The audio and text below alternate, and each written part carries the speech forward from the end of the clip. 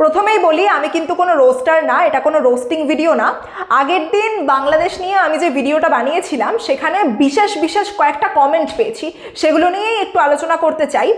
এই যেমন ধরুন এখানে একটা কমেন্ট এসছে, ভারত বেশি বাড়াবাড়ি করলে উপমহাদেশে বন্ধু রাষ্ট্র থাকবে না। আগে থেকেই নেপাল, মালদ্বীপ, শ্রীলঙ্কা, পাকিস্তান সম্পর্ক ভালো না। এখন বাংলাদেশ অবস্থা বুঝে ব্যবস্থা নিবে। প্রয়োজন হলে চীন, পাকিস্তান, বাংলাদেশ একজোট হবে এবং ভারতের পাওনা পরিশোধ করা হবে। তো এই প্রসঙ্গে একটু বলি, ভারতের পাওনা পরিশোধ করার একটা কথা এখানে বলা হয়েছে। এবারে ভারতের পাওনাটা এক্স্যাক্টলি কত হবে সেটা ভেবে দেখেছেন তো? না মানে 1971 সালের ইতিহাসটা মনে আছে তো? পাকিস্তান সেই সময় বাংলাদেশিদের ওপরে নারকীয় অত্যাচার চালিয়েছিল, যখন ভারতবর্ষের সহায়তা ছাড়া বাংলাদেশ একটা স্বাধীন রাষ্ট্র পর্যন্ত হতে পারত না। তাহলে এবার একটু ভেবে দেখুন তো, ভারতের পাওনাটা এক্স্যাক্টলি কত হওয়া উচিত? ভারতের পাওনা পরিশোধ করার কথা যখন বলা হয়েছে তখন প্লিজ একবার ইতিহাসটা পড়ে নেবেন। ভারতের পাওনাটা এক্স্যাক্টলি কত হতে পারে, কি হতে পারে সেটা একবার ভেবে নেবেন। আর এখানে এই যে আরেকটা কথা বলা হয়েছে, চীন, বাংলাদেশ, পাকিস্তানের জোটের কথা। তো এই প্রসঙ্গে একটু বলি, বাংলাদেশ দুবার স্বাধীন হবার পরেও যদি তার তরফ থেকে এটা বলা হয় যে চীন পাকিস্তানের সাথে জোট করে যুদ্ধ করতে হবে ভারতের সাথে, সেক্ষেত্রে একটা খুব গুরুত্বপূর্ণ উপদেশ বাংলাদেশকে, সেটা হচ্ছে ভারতবর্ষের সাথে লড়াই করার কথা এখন চিন্তা না করে নিজের দেশের ডেভেলপমেন্টের উপরে ফোকাস করাটা বেশি জরুরি। তার কারণ দুবার বাংলাদেশ স্বাধীন হবার পরেও এখনও তার একা ভারতবর্ষের সঙ্গে লড়ার ক্ষমতা নেই। আমার কাছে এখানে একটা কমেন্ট এসছে, এখানে আমাকে বলা হয়েছে নিজেকে অনেক পণ্ডিত ভাবেন, আমরা ভারত বিরোধী আছি, থাকবো। বেশ, তা এই কমেন্টটা শুনে আমরা বুঝতে পারছি যে এই কমেন্টটা যিনি করেছেন তিনি একজন বাংলাদেশি, তিনি নিশ্চয়ই একজন বাংলাদেশি। তা এবারে এখানে একটা কথা একটু বলার, সেটা হচ্ছে এই যে সোশ্যাল মিডিয়ায় প্রতিনিয়ত বাংলাদেশিদের কাছ থেকে যে উস্কানিমূলক বক্তব্য শুনছি, মানে এই যে কেউ বলছেন যে ভারত থেকে সেভেন সিস্টার্সকে আলাদা করে নেওয়া হবে, কেউ বলছেন যে ভারত আমাদের দয়ায় বাঁচে, আমাদের দয়ায় খায়, সেই ভারতের বাংলাদেশের দিকে চোখ লাগাবার কোনো সুযোগ বা সাহস নেই।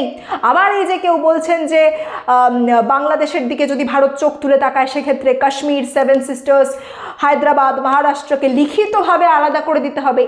এই ধরনের কিছু বক্তব্য শুনতে পাওয়া যাচ্ছে, এগুলো শুনে না কোনো মূর্খও হাসবে।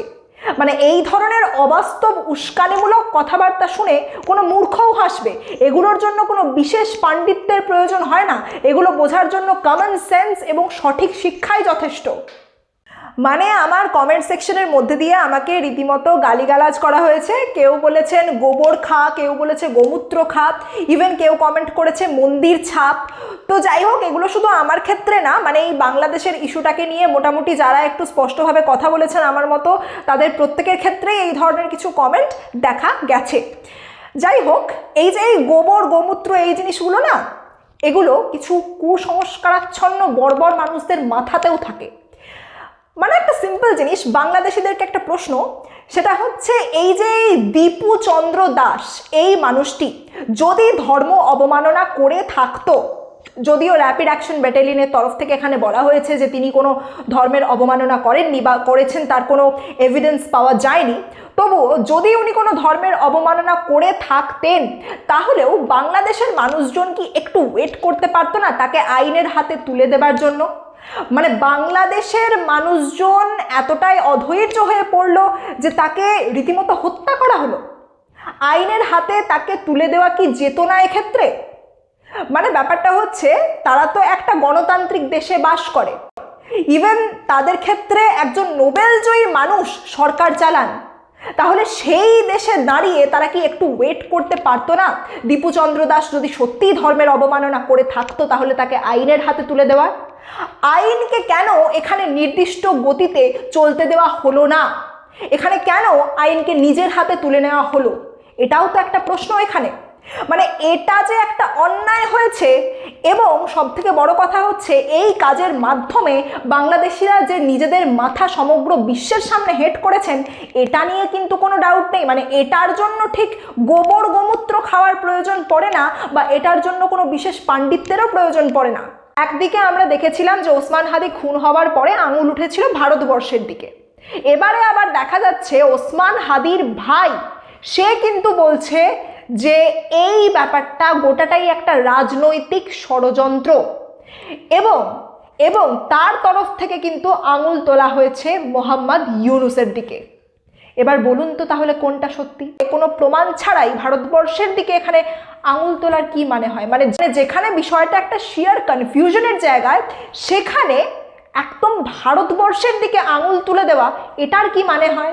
মানে আগে যেরকম আমরা এটা বলতাম যে Pakistan is the epicentre of terrorism, এই মুহূর্তে দাঁড়িয়ে না বাংলাদেশের ক্ষেত্রেও কিছুটা ব্যাপারটা প্রযোজ্য। কারণ বাংলাদেশেও এই মুহূর্তে এই যে রেডিকালিজমের যে একটা ব্যাপার দেখছি, এটা ভীষণই কনসার্নিং।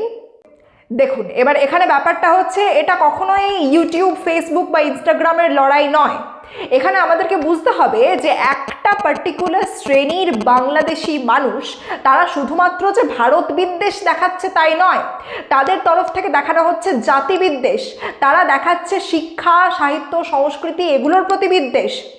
তাহলে আমাদেরকে এখানে মাথায় রাখতে হবে যে বাঙালির শিক্ষা, সাহিত্য, শিষ্টাচার, সংস্কৃতি এই জিনিসগুলোকে ভুলে যাওয়া চলবে না। সেই সঙ্গে যেটা ভুলে যাওয়া চলবে না সেটা হচ্ছে আমাদের ইতিহাস। সেই ইতিহাসকে আমাদের মাথায় রাখতে হবে, কারণ সেই ইতিহাস আমাদেরকে বারবার মনে করিয়ে দেবে যে বিপদের সময় যে পাশে থাকে সেই বন্ধু, যেমনটা ভারত বন্ধু ছিল বাংলাদেশের 1971 সালে। বাংলাদেশকে না চিরকাল এটা মাথায় রাখতে হবে যে ভারতবর্ষ তার বন্ধু, অকৃত্রিম বন্ধু। সেই কারণে অ্যান্টি ইন্ডিয়া সেন্টিমেন্ট ছড়ানোয় উঠে পড়ে লাগা, আবারও বলছি, মূল্যহীন।